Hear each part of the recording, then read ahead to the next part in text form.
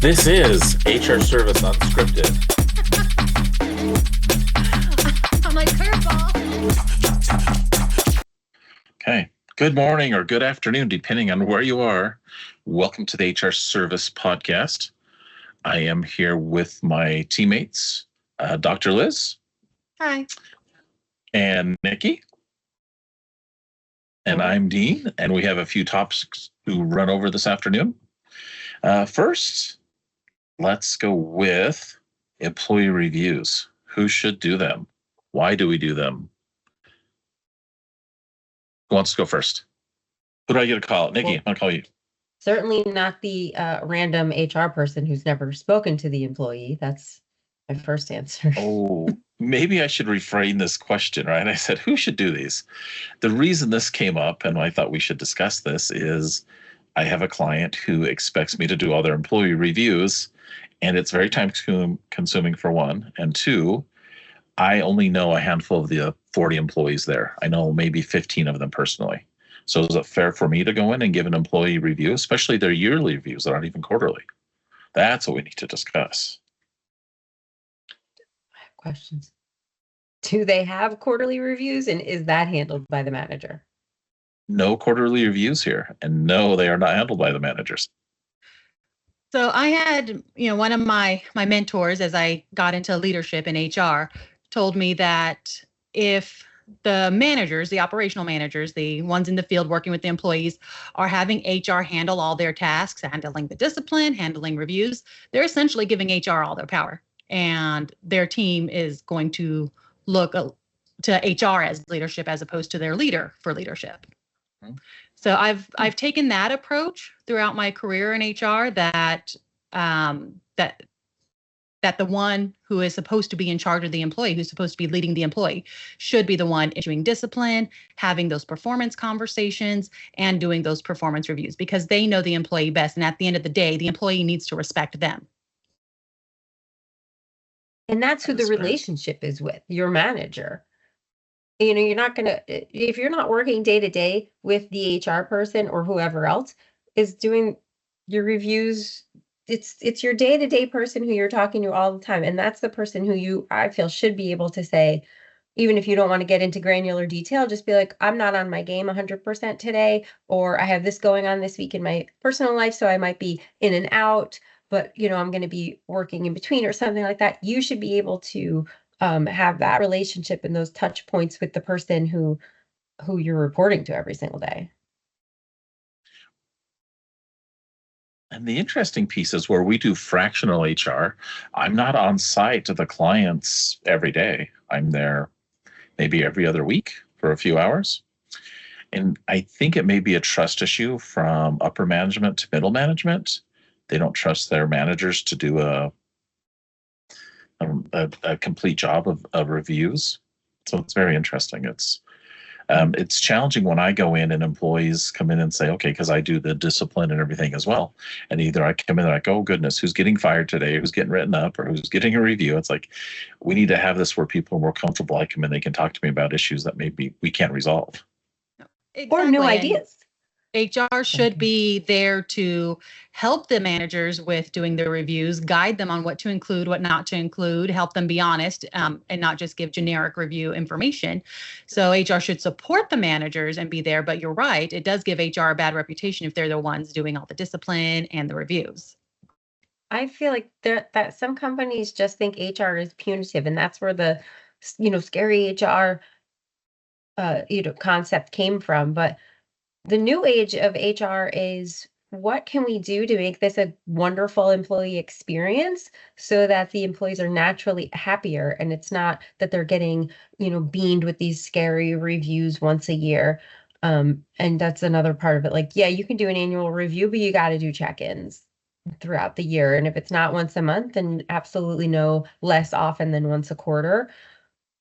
So it's, their employees should feel that they can come to HR to be like, oh, hey, I found this process and procedure, but I need buy-in from not only my manager, but maybe these other two department heads. And I'm hoping that you can help me navigate it or something like that. Like, those are the reasons that I wish employees would come to HR, not, just the manager being like, I have to fire this guy. So, Dean, we Well, gave here's an our interesting. thoughts. What about you? Oh, well, here's an interesting piece is the previous year they did all self-assessments. So the employees ran and did a self-assessment. The managers did not even look at the paperwork. I reviewed the paperwork and I sat with the employees and said, okay, let's go over why you think you're so good at everything. It was amazing. So they have a scale 1 to 5. How many employees put they were all 5s? Everyone, 90% of the people were perfect in everything they do. Oh, Of course. Oh yeah. Well, there's another aspect too. That's not wage. There's no wage increase. There's really no. There's no reward for doing a self-assessment or doing the reviews right now. They're just done, I think, just to do them. So you have to look and what's the theory behind doing the reviews, right? Is this review going to make the person better? Is it going to make the company better? It's just kind of a big mess overall. We're just doing reviews to do reviews. Yeah, so there's self-assessment. Oh, go ahead. So self-assessments are an exercise in self-awareness, and most people have very low Mhm. self-awareness. That's why they need to partner with their leadership who knows their performance, and they collaborate the self-assessment compared to the manager's assessment, and let's see where we meet and where we don't meet. That helps the employee be a little bit more honest with themselves. And if they're not honest with themselves, they at least see how their behavior is coming off to other people. And that's how you develop that self-awareness. And then that's when true growth can start happening. I feel like there's two pieces to this. If the merit increase is not tied to these assessments, then why would they highlight how they're deficient? Because it's really just embarrassing at that point. And also it seems to me like they're not goal oriented either. Because it's a let me set these goals, let me see how many of these goals I can achieve throughout the year, and then my merit increase should be tied to that. But if you're not tying it to anything, yeah, of course I'm gonna be like, yeah, I'm 100% wonderful and you should keep me Mhm. around. And also, are they getting any increase at all, ever? They do get increases. That's just based on company performance.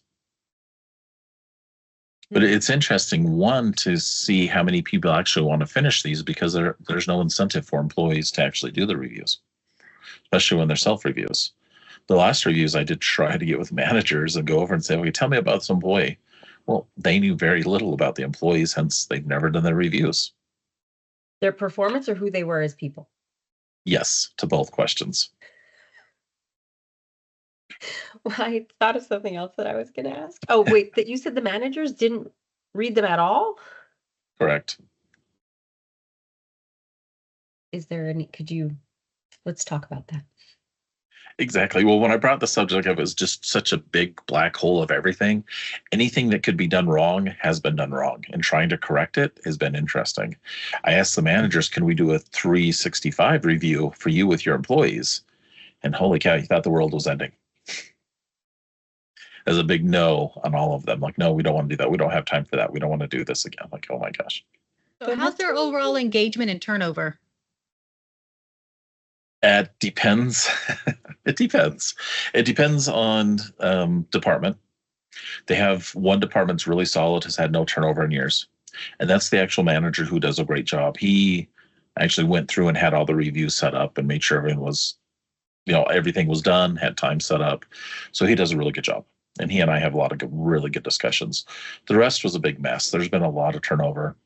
And then the last year, they've asked us for help to start recruiting for them and hiring, and have seen a big change. We brought in some amazing people who are there for the long haul and have experience and really care about their position. So there's a slow change. It's been changing, but when I first came in, it was just a big mess. And that makes sense, because if you're just doing reviews just to go through the motions, that's actually more of a detractor for employees. Same thing with doing an employee opinion survey and doing nothing about it. That's a detractor for employees. And as you know, employees are not engaged, they're less productive, they're more likely to leave, they're more likely to have absenteeism, and it creates an overall mess. Yep. So we started hiring really good people.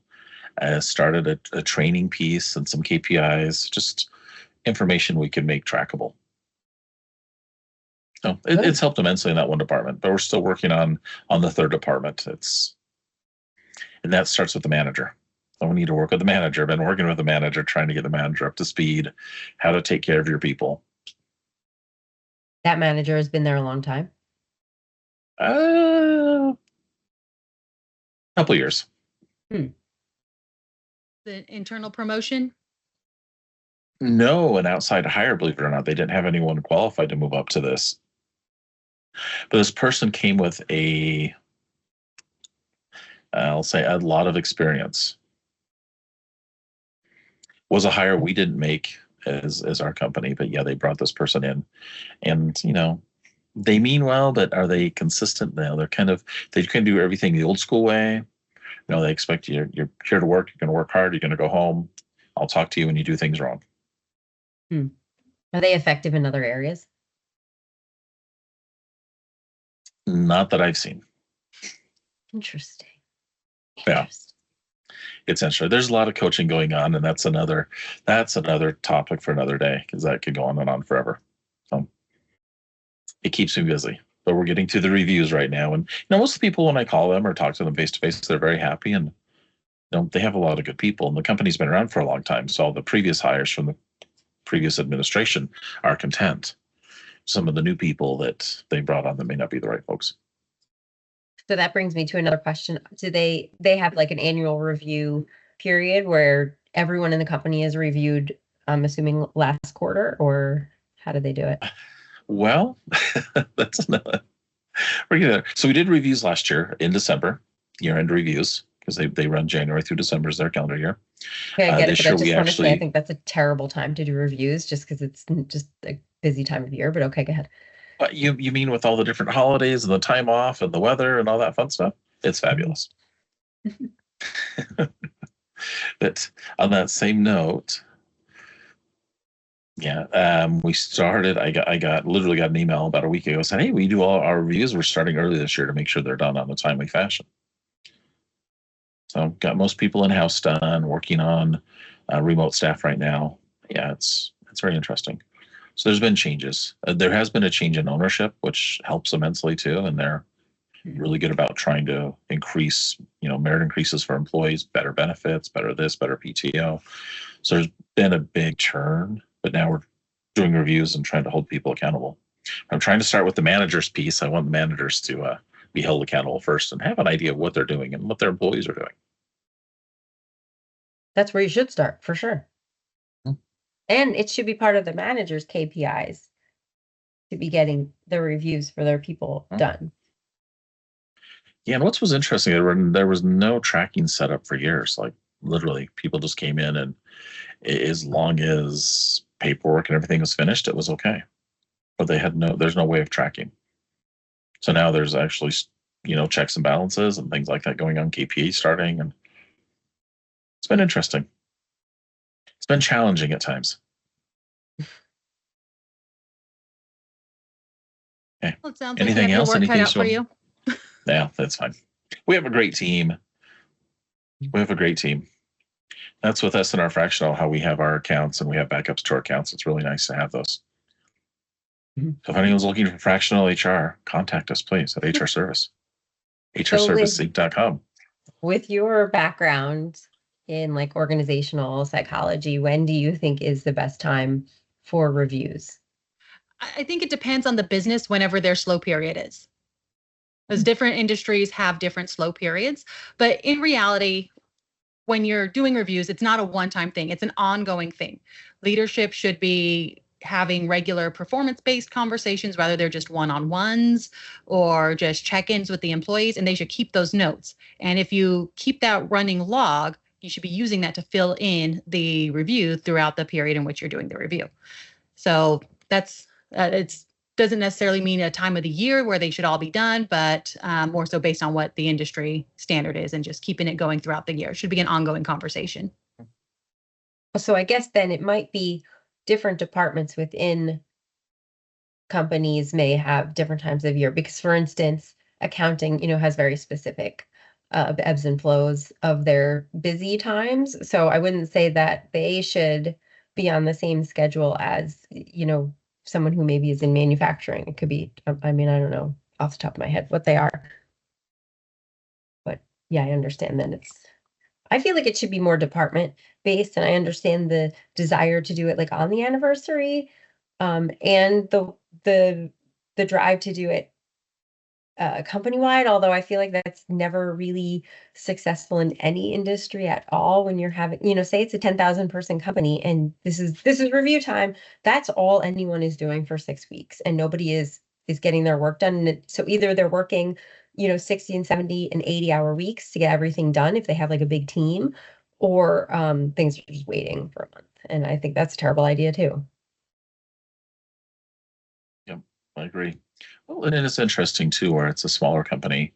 We are setting up pieces so they actually have one-on-ones, so the manager knows what their employees are into and what they're doing and how they feel.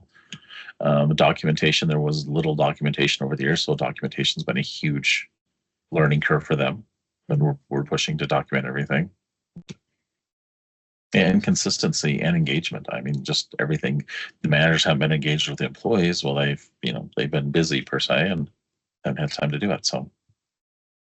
Well, it sounds like they're on a path. Yeah. Yeah, it is a path. They are on a path. They're on a path. A path. Well, on a journey. It's like a journey. Yes, we're on a journey. Going on a journey. And that goes a long way. If employees see that, then they'll appreciate it. Yeah. Of course, there's some employees who just don't like reviews and so forth, and there's always that group. But I think overall, most employees do enjoy hearing how their performance is and getting feedback and knowing how they're contributing to the company and being part of that overall bigger unit. Exactly. Yeah, they enjoy the feedback. They like, big on communication, especially the younger generations. They need the communications. They need the pat on the backs. They need whatever, just to make them feel content. It's a journey. We're on there. It's going the right way. I can see improvement already. So it's been fun. Just something that when this subject first came up, like, okay, I just need a vent. Let's get this off my chest. Let's throw it out there, see what people think. And it's been interesting. It's a great conversation. Okay. I think we have more topics today, right? Oh, here's a fun one and a new one. Just announced changes in the H1B visas. It's making all the headlines right now. What do we know? What do we want to talk about? Do we want to give information? And we'll go to the doctor. She seems to be our, I'm not going to say expert, but our knowledgeable person here. I don't try to use the term expert on anything, so I don't want people to know. We're all really good at things we do. Definitely not the expert when it comes to H1B, but we do got some information about it. Essentially, the main changes is that new H1B visas are going to require a $100,000 payment. It's a one-time payment. It's not charged at renewal or anything. Those fees are remaining the same, but it's just for new H1Bs, $100,000 as opposed to the previous $250. So quite the jump. Anybody renewing their visa, they don't have to worry about the fee. The employer does not have to worry about the fee. It's just for the new ones. So that is it in a nutshell, but some industries are going to be more impacted than others. Tech, for example, they definitely rely on the H-1B visas because when it comes to tech, AI, and so forth, you want to have the best and brightest, and you don't want to necessarily limit your scope of what you're looking to. But how is that going to affect employers going forward, and who's going to be willing to pay the $100,000? It's very interesting. And I did put these on so I can read my notes. So here we're going to be professional and seem, fairly intelligent on this. So I was reading about this as well, and it's offered for the highly educated foreign professionals, right? Traditionally temp work in specialty occupations. And it's looking like it's 3 to 6 years, depending on the occupation. That's how our laws are working. And 65% of this is in the tech jobs, as you said. It's really affecting the tech industry. And of those tech jobs, 70% of these visas right now are from India. There's been stories about people who've been staying in here just to renew their fees. So if you leave the country and you come back, then you would have that $100,000 coming back to you. So there's a lot of information or misinformation, depending on what site you look at and what you're reading about it. It's kind of interesting. And like you said, it's not going to apply to existing visa holders. But is it really going to harm, is it going to harm the industry, not harm the industry? And I've looked at this from both perspectives. I was trying to say, okay, am I going to, I don't know if we want to debate this amongst ourselves, but as I was debating it with myself, and I'm like, oh my gosh, I can see where the rule going into effect wants to keep the job here in the United States. But do we have the qualified person who can move up into that industry? In theory, it should be less for the employer, than paying $100,000 fee and a salary on top of that just to find someone to come in. But do we have that person who can move into that spot? And can you jump back 1 second? You Okay. said that if they leave the job, they're gone, then the employer gets that 100,000 back. So the last piece I read, and this was on 9/21, so this could have changed, said that there were people who were actually going back, like to India, for example, to go visit family and friends and whatever, and their visas are about to expire, and whatever time that is to expire, the 6 or 8 weeks before they. Don't quote me on that because I don't know that exactly. And I'm not an attorney by any means, but they were going to fly back home, and they actually were boarded on a plane, and a whole bunch of people ran off the plane because if they had left and tried to come back, they'd have to pay that $100,000 to come back and renew. But if you stay in the country, it's okay. You won't have to renew. But by leaving, then I guess resets everything. It's the easiest way to say it. Thanks. No, and I kind of have to take a step back to even have a sponsorship for an H1B. You have to prove that you don't have a U.S. citizen who can take that spot. It's a little asterisk I left out. I'm not sure how. I wonder if it's like a minimum amount of candidates that they have to interview to be like, hey, we interviewed 10, we didn't find any. This one's overseas, so we had to bring this one in. Or if it has to be like 100. You have to be able to demonstrate that you made a reasonable effort to recruit within the country. Mm-hmm. So I don't think they have a hard and set number, to my knowledge. I may be wrong. Again, not a foreign visa attorney by any means, but I believe it's just showing that you made that attempt. So the 100,000, I imagine, because I'm going to be honest, I did not read a single article. I just saw the headlines. So thanks for having more information than me, guys.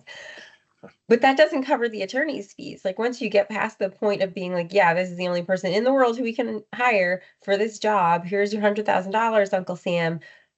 Our business is still having to contract with an immigration attorney to help them, because that's where I feel like a lot of, or at least our clients say, the $250 is not the big $250 fee is not a big deal. It's the attorney's fees, which sometimes gets up into the, tens of thousands of dollars. So then you're still having to pay all of that. And that's going to be large businesses. Is this like, how much is this going to harm small business? I think that's where the big impact's going to be when you have, your Googles, your Microsoft, Apple, and so forth. It's going to impact them, but probably not as much as the smaller businesses and the startups. And we all know there's a lot of startups when it comes to tech. Mm-hmm.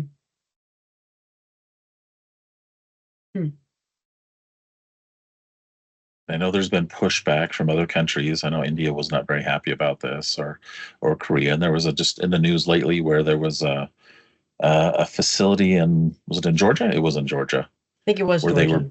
they were building the new electric battery car plant, and all the Korean people were raided, and so many loopholes to actually start the raid and get people, but they put 300 people on an airplane, sent them back to Korea, even though some of them had the correct documentation. I guess overall they said they didn't have the correct documentation or expired documentation, but a majority did. So again, depends what news site you read. You get different stories based on this, but it's like not going to bring politics into HR by any means, but yeah, it's kind of interesting how all these things affect it. But they were all contractors as well. So the company that was actually building the plants says we were fine. It was our contractors did all this. So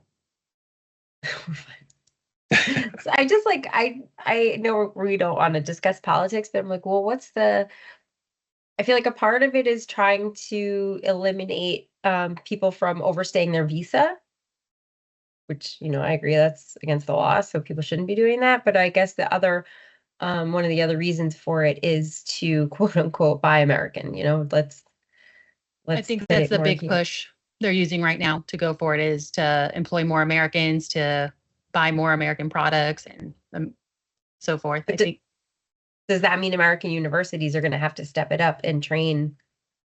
They're going to have to get more skilled at training tech. Well, the interesting thing about this that I read a little bit before our call is that the $100,000 fee, it's only in effect for a year. After a year, it expires. The executive order expires, and they have to decide if they're going to renew it and extend it or not. Huh. So I feel like they're just putting a freeze on foreign hiring for a year. That's what it sounds like to me. So that I found that interesting because it's kind of it's being sold as an American First plan, but looking at it, how long would that truly last, and what's going to be the impact of hiring internally on the overall tech industry, the quality, the products, and so forth. Are we hiring the most qualified or not? And there's a lot of unanswered questions. What's the effective date? Do we know that answer? Let me see. It's like I just heard of it today. I believe it's September 21st. Let me verify. Oh, it already passed. So like the clock started on that year last week. Excuse my I think you're right too. I think everything started on the 21st as well. Yeah. Yep. It is verified. September 21st is the effective date. Oh, this is already out. You know what? I feel like we should revisit this in a month or two to see if we have any data up to that point, you know? And wasn't that a weekend? So it kind of just went under the radar. Now I'm curious to see the 21st. 21st was a Sunday. Sunday. So it was signed on a Sunday, kind of quiet. Mm-hmm. Then I know when it hit the press, there was so much, too much information, and no one knew the whole thing, and no one's read through the entire document yet. So it's the fallout still coming. Interesting. So it's brand new. We got a lot to figure out, and we'll see how it goes, and we'll keep tabs on it.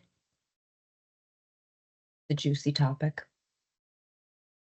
Yeah, it should be interesting. And for that amount of money, and there's so many different, what people don't realize, and I don't want to go down the visa gamut because we don't have time for that today. But there's so many different visas people are not aware of. Even I wasn't aware of up until a couple of years ago. It's like there's just so many. It's amazing. And different fees, and it's good. So if you're ever interested in that, please contact a visa attorney. Or if you contact us, we will try to help you and get you to where you need to go with that one. We'll point you in the right direction for sure. We will point you in the direction you need to go. Okay. Totally changing categories here. Let's look at employers versus employees on public speech. Do we want to talk public speech or free speech? Do we need to define? Is there a difference, or is that the same, just worded differently? Well, it's kind of interesting because when we were discussing what to discuss here, the whole situation that brought it up is, the Charlie Kirk, Jimmy Kimmel, all those things happening in the news. And again, don't want to dive too much into politics and the political aspect of it. We want to look more at the employer side. What do you truly have a right to do? And what are the potential repercussions and consequences of those actions? Well, and it's interesting too. You'll hear people say something at work and they're like, well, I'm protected by the First Amendment, blah, blah, blah. Well, realistically, when you're looking at the public versus private sector, there's different protections based on each one, which people don't realize.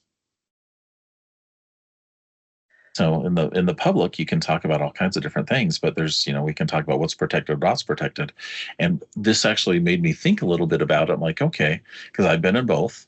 And what was best. And, there's a lot of different scenarios where, the private sector, you don't have as many protections as you would think. Mm-hmm. And that's one thing. Go ahead. No, you go ahead. I was going to say I feel like an employer has a right to say we don't want to be associated with this person who said something that was against our values. Mm-hmm. But then they do have to maybe suffer the consequences of the people who believed in the statement.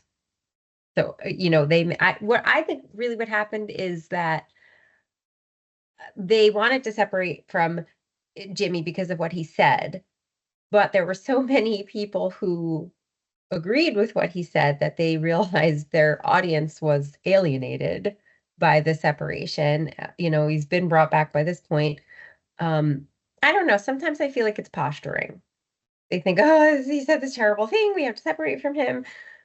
and then they hear the backlash. And the other thing is like these things would have happened in the past when there wasn't Twitter and the internet and everything for the actual fans to be like, no, this is how we feel. And there wouldn't have even been a backlash. So it's, I'm sure these things happened in the 80s, but nobody ever knew because the typical audience didn't have any venue in which to voice their concerns.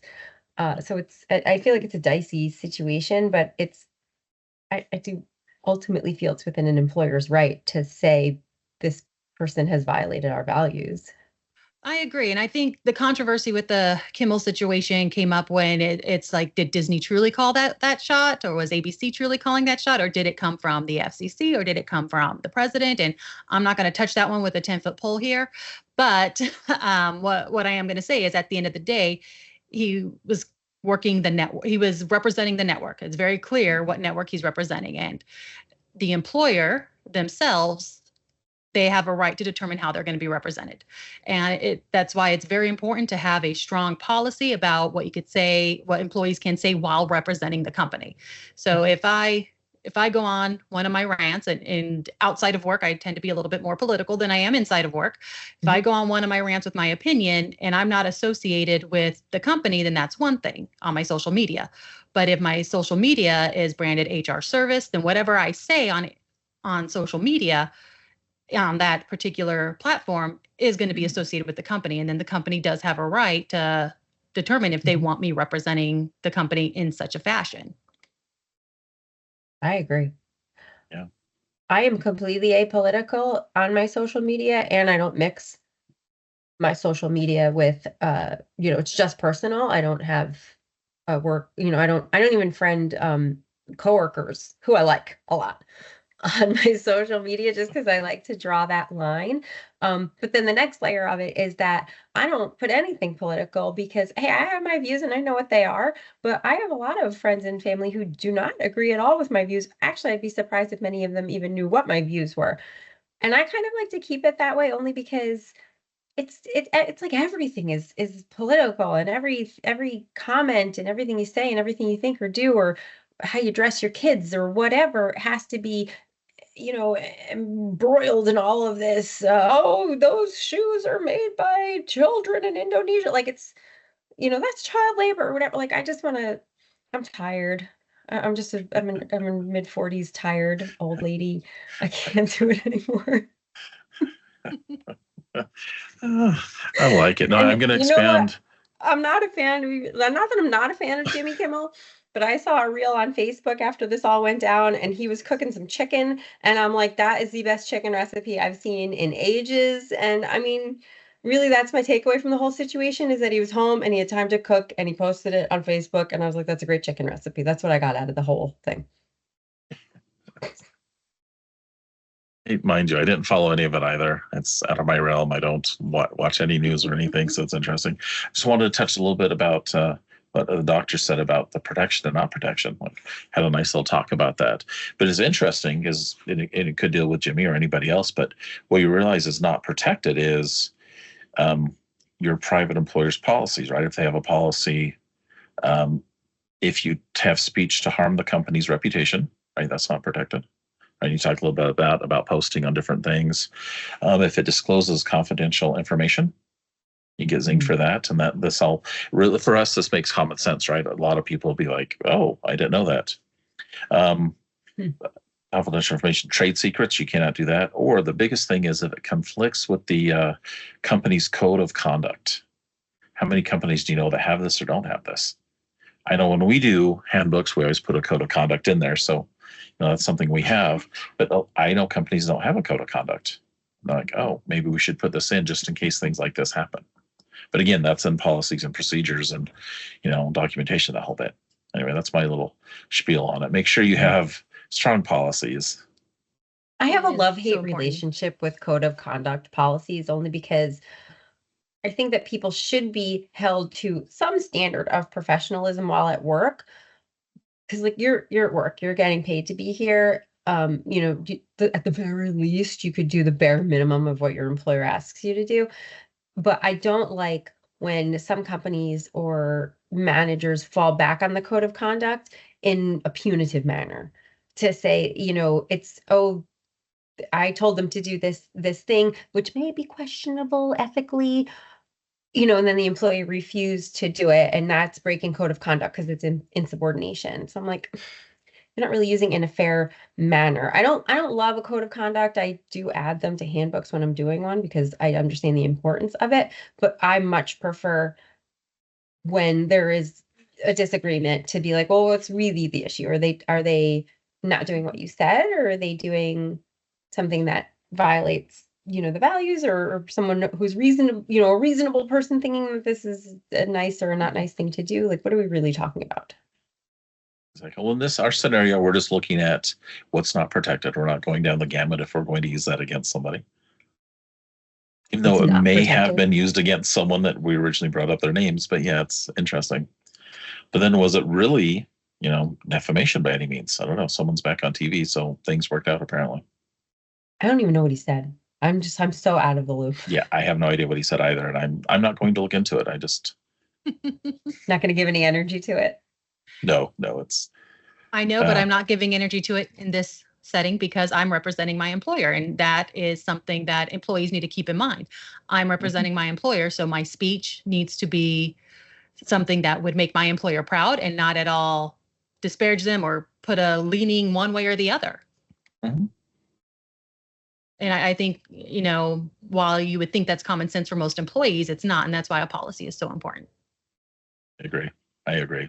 What we consider common sense and what we see every day is there's so much lack of it that we need these policies and procedures in there just to keep it in people's minds. We can go talk till we're blue in the face, and are they going to listen?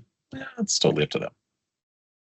Oh my goodness. I frequently will tell when I'm like mentoring someone, I'll say, you're not a real person here. It's fine. You can be cool with your coworkers and be like, oh, we saw this movie this weekend, and like talk a little bit about your personal life. But honestly, if you like to dress really provocatively or, in a manner that some people may find offensive, maybe some t-shirts or something like that, not at work. You can go right ahead and do that in your personal life as much as you would like. But your employer does not have an obligation to tolerate things that a reasonable person would find offensive. Exactly. Whether it be speech, attire, appearance, behavior, the employer does have a little bit more rights in that situation. There are certain things that are protected, like employees have the right to discuss their work environment, and they do have the right to try to have conversations about their environment, even if saying it in a negative way, provided the goal is to try to improve the environment. So there are some rights, and employers do have to be careful in navigating those. But when it comes to just you representing yourself, it's like in the workplace, you're representing your employer. Exactly. And they also have an obligation to make sure everyone who works there is comfortable. So yeah, maybe you have found your tribe of people who are cool with, I don't know, devil pictures on your shirt or whatever. I mean, I would be fine with it. I don't care. But there may be people at your work who really were offended by that. I actually yesterday, there was this like street festival, and there was this lady selling, those Funko Pops. Is that what it's called? Mm-hmm. The Bobby head Funko thing. Pops. So one of them was like a creepy nun or something from a horror movie, and I'm in New Jersey. There's a lot of Italians here. We're in a very Italian town, so she was like clearly like an old Italian lady who I imagine is Catholic. And I'm making an assumption about the lady, but it's pretty safe, okay? And she was like, "Man, I just can't wait for somebody to buy that one. I don't even want to look at it." So it's like that is offensive to her, but her employer wants her to sell it, so that's her job. Like she's still doing her job, but. Should the employer be like, no, you don't have to sell it? But she also was a little bit reasonable, be like, it's a toy. It's it's a doll. But the point is, like, there is a fine line, I feel like, between these things. She wouldn't appreciate the devil shirt. I think you made us think a little bit about that. It's like, okay. See, now I'm just thinking about the Conjuring movies, and I absolutely love those. That's where the nun's from. Okay. So now I'm completely sidetracked. I couldn't remember my original point. when I got to the end of it. And I'm like, wait, why was I saying that? Oh, because she wouldn't like the devil shirts. Okay. Oh, And that's her right. okay. Well, that was, oh gosh. Okay. Well, let's do this. Okay. We talked about employee reviews. Who should do them, right? Okay. Oh, who Quick should? recap. Managers, please review your employees. The direct manager should do your review. Mm-hmm. Or even peer-to-peer might work, depending on how it is. Manager needs to be engaged with their employees to know what's going on in the company, right? Mm-hmm. We hit what? H1B, the new fee, and we'll keep you updated on that because we don't have all the information. It's going to change immensely in the next few weeks, I'm sure. Mm-hmm. I don't know how many lawsuits are happening right now, but there probably will be a few. And we just talked a little bit about public speech. So this one's going to get interesting as, the newer generations coming in, when they all want to be influencers, right? They all have how many different social media accounts, and they can't live without taking how many selfies a day. I went to a little 9-10-year-old basketball game over the weekend, and they're playing, and between periods and anything, they all pulled out their phones and were taking selfies on the bench or before they played. I'm like, oh my gosh, you guys are 9 years old. How is this even a thing? Well, they have streaks. I think it's on Snapchat where they I don't know. have to send each other a selfie every single day for, every day. And then depending on how long your streak is, I think it's really just pride. It's not like you win anything or you get an award through the app or anything like that. But, because I'll sometimes hear younger kids be like, I have a 680-day streak with so-and-so. Snapchat's still around? I don't know. I don't know. It's just interesting. I just found it hilarious that these little kids are pulling out these phones. I'm like, one, where did you get these phones and why are you doing this anyway? They're trying to get followers, I'm sure, right? They're waiting for that next shoe contract as they can barely learn how to play this game. Hey, I don't know if we have. We talked about a few different things this week. We will update you on our next podcast because we will have some great topics, I'm sure. Some trending topics. That may be in a little bit because honestly, I'm going to leave for a week and I'm super, it's time to go get my tan on. I'm going to a little island away, so it'll be okay. So I know both of y'all are going to be out for pretty much a week, right? Well, I'm volunteering. I'm not doing anything exciting. I'm going to be getting sneezed on by elementary school children. I just was sick last week. I'm hoping it was allergies. I think it was allergies, but yeah, next week is going to be. Oh, so that's perfect. And then you can go and test our theory about the selfies and the kids taking during the book fair. How many selfies are taken? Just make a check sheet. They're not allowed to have their phones. Oh, well, that's no fun. At school. Well, because some kids have, so you have to sign, nowadays you have to sign a release that says you can, take pictures of my child and post them, wherever. But the other kids, they don't know who has the release and who doesn't. I mean, nobody knows who has the release and who doesn't except the teachers and the administration. So they don't allow any of the kids to have phones just in case some kid who's not supposed to have, their picture taken is in the background of one of these and gets posted. So I always make sure, when I'm taking pictures at the school, unless I know the parents of the other children there, I'll put a little smiley face over their face or just kind of blur it out because I would want someone to do the same for me. Don't post pictures of my kids. I don't know you. Even though it's fine. They're not there's our next topic on social media etiquette. Social media and business etiquette. Yeah. When is it okay to post pictures of your employee and when is it not? That's right. Okay. I'll jot that down. Put that on the list and maybe we'll have an update for the H1B situation. Yes, we'll definitely have that. Okay. Well, if you need to contact us, please contact us solutions@hrserviceinc.com. And we have a number 833-685-8400. Please call that in, and option 2 will actually take you to an operator. So I'll get right to our help desk, and someone can direct you from there. Okay. Well, I'm Dean for Liz and Nikki. Everyone have a great week. Bye. Have a great week, y'all. Remember, we are HR Service Unscripted, right? We're on Apple Music, Spotify, Amazon, YouTube. Give us a thumbs up and a subscribe.